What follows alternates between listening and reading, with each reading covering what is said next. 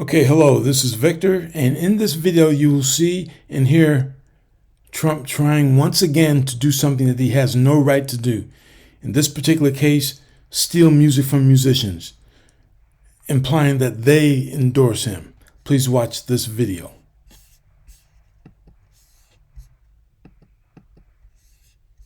And we begin tonight with the panic that seems to be setting in inside MAGA world, where Vice President Harris and Governor Tim Walz's polls, TV ratings, and momentum are causing what can only be described as anxiety, doubt, and nothing short of a freak out on the pro-Trump side.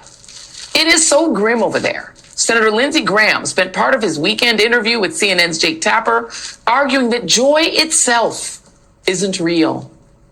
On Friday, Eric Bolling, who lost his job at Fox due to his rampant sexual harassment of his colleagues, making him a perfect Trump acolyte, then lost his gig at Tiny Newsmax for some reason I honestly don't care enough to research, had a full-on meltdown over the ratings of last week's Democratic convention, in which this network beat his old network. We're losing. We're losing the race. We're losing the presidency. So no one's watching Newsmax. Fox is now getting beat by MSNBC. They're trying to say that the Democrats are the patriots, the party that's worried about the country. They're wearing camo hats with Kamala Harris's name on it. Camouflage, that's ours. They're wearing camo hats. Yeah, okay, that's right. Yeah, the party of Trump, who disparaged U.S. service members and veterans as suckers and losers, owns camo. Yeah, buddy, okay. The Trump camp honestly just cannot seem to catch a break. In Michigan, authorities are investigating whether a local sheriff who hosted Trump for a quasi-rally violated the law against using state resources for political reasons. Even more troubling for Trump's ego, musicians continue to deny him their songs. The rock band Foo Fighters joined the long list of A-list music artists telling Trump to stop using their music, with a spokesperson telling Billboard, quote, Foo Fighters were not asked permission, and if they were, they would not have granted it, adding that appropriate actions are being taken against the campaign, and any royalties received as a result of this usage will be donated to the Harris-Walz campaign. Beyonce also sent a cease and desist to Donald Trump's campaign for its use of the song Freedom without permission on a social music video. And Trump will have to face the Isaac Hayes estate in court on September 3rd as their $3 million lawsuit over the Trump campaign's unauthorized use of the Hayes-written classic Hold On, I'm Coming goes to court for an emergency hearing. The hits just keep coming, even as...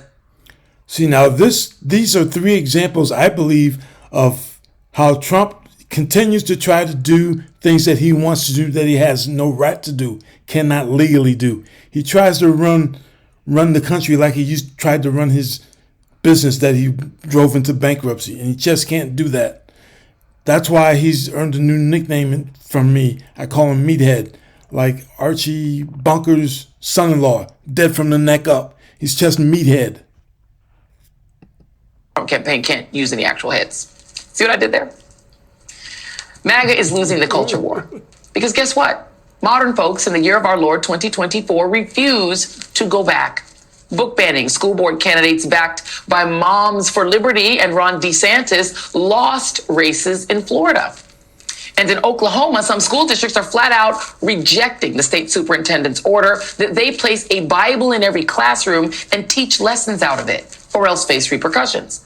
The school superintendent in the Bixby School District, a Christian former Marine Corps artilleryman who is against the order, told the Associated Press, and I quote, if there is no curricular standard that ties with that particular classroom, what would be the purpose of a Bible if not for pure indoctrination?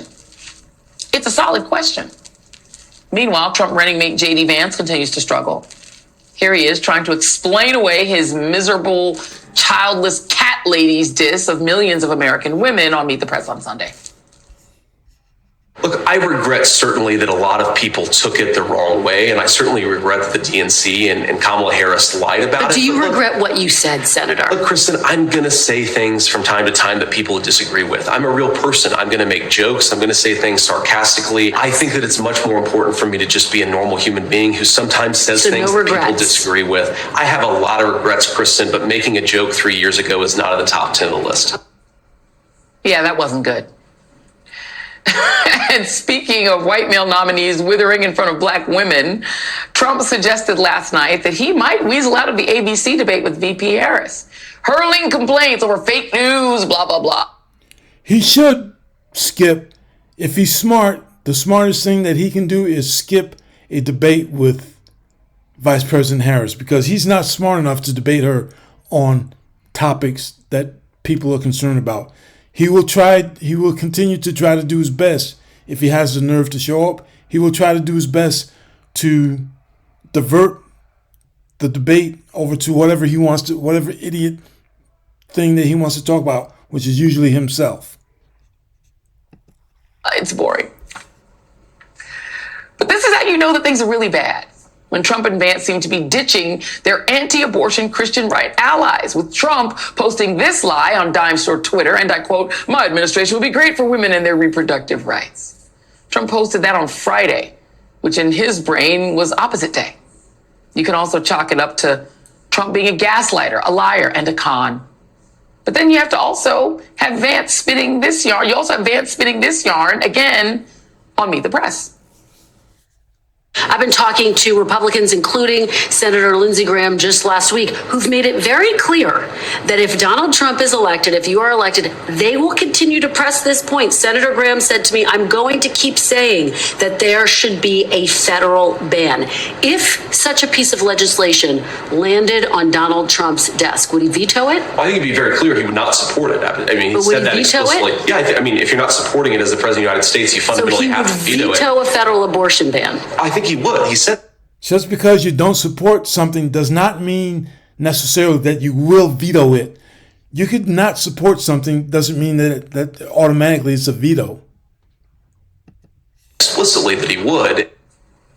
Yeah, James David. See, the problem with that is that between Project 2025, which proposes renaming the Department of Health and Human Services the Department of Life, explicitly rejecting the notion that abortion is health care, and the existence of the Comstock Act, which Trump could use to ban all abortions nationwide without the need for congressional action, and Trump's previous bragging about terminating Roe v. Wade, no one believes y'all.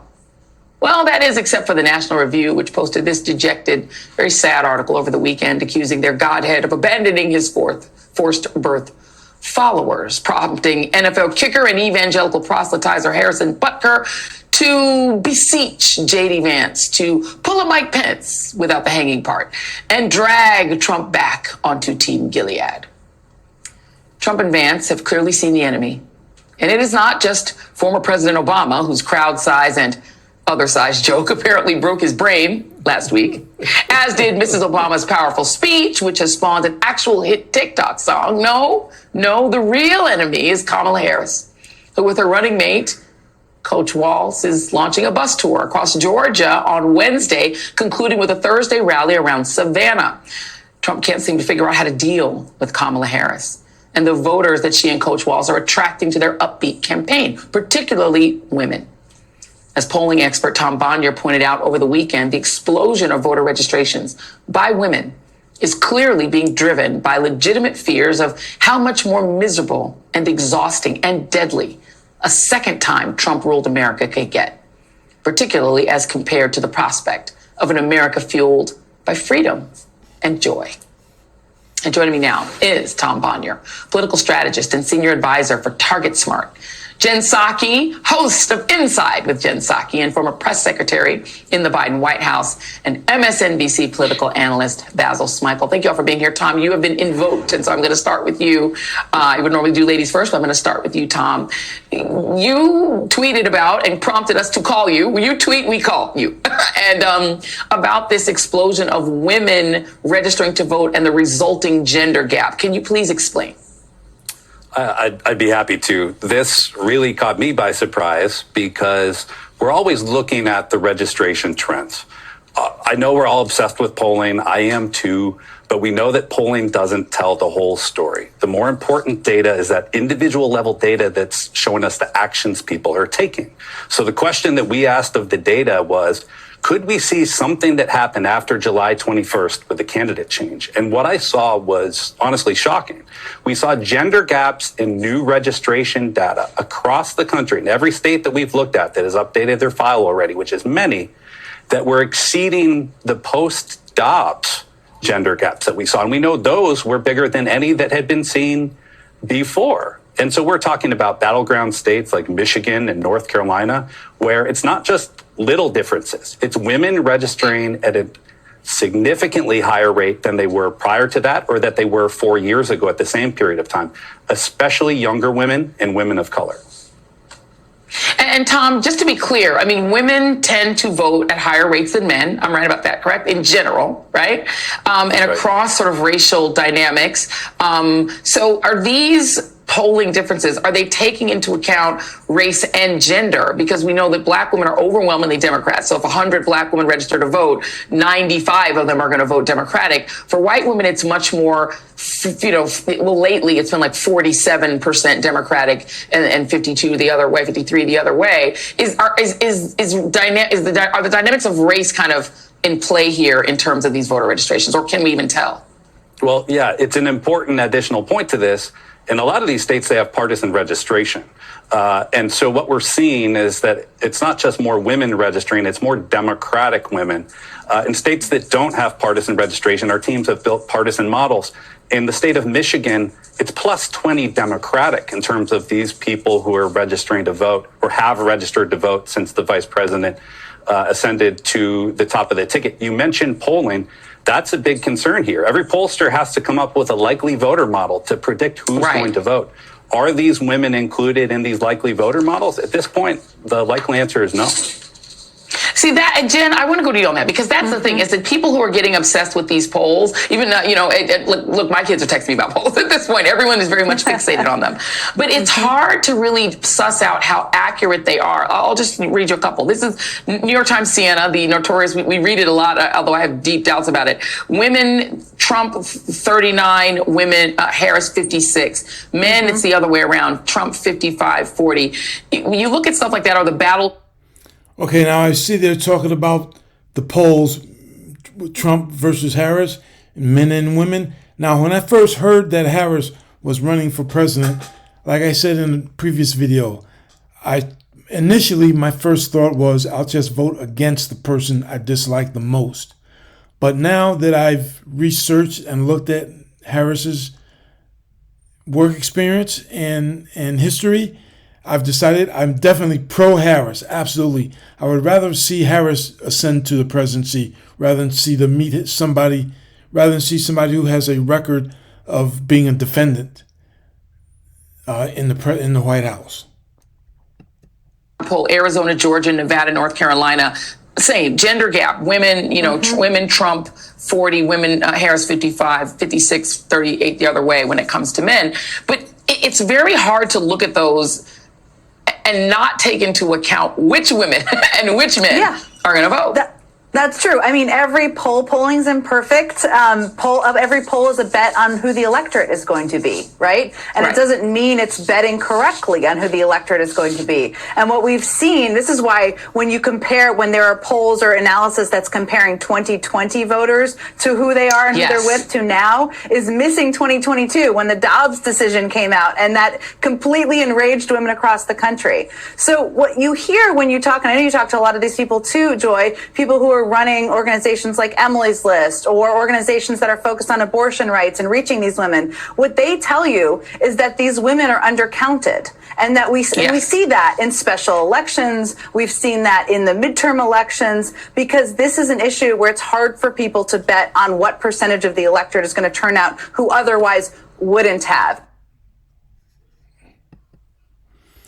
Okay, referring to the polling mentioned in the video, hopefully the voters will vote for the person that respects the laws in this country, not the felon that consistently tries to see what they can get away with without getting caught. Thank you for watching the video.